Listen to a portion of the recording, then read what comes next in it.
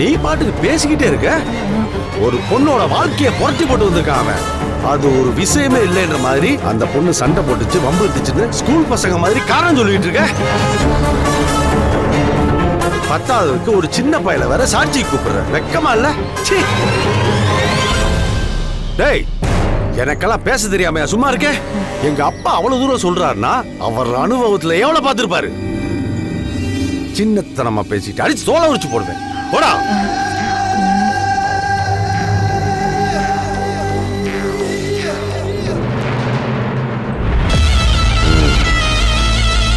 ராஜி, அந்த பொண்ணை உள்ள அழிச்சிட்டு போக சொல்லு.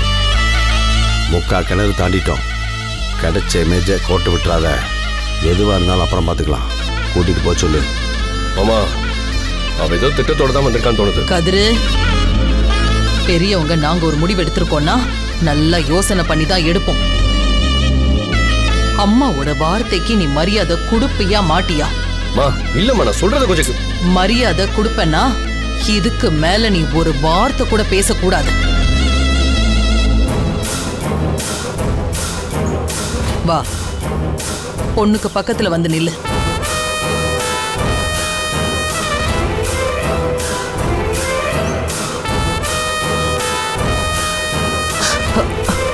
வாடா, வந்து நில்லு. வா.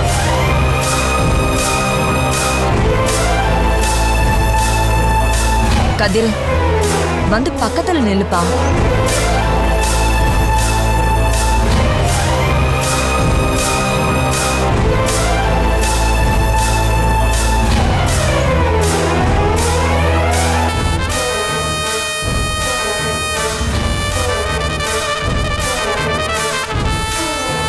அத்த, இப்ப எடுங்க அத்த ஆரத்திய.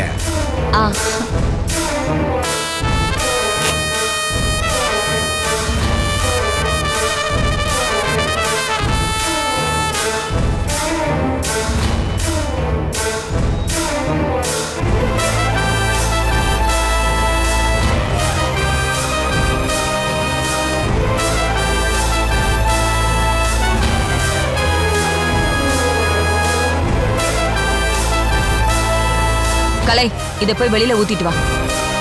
புடி.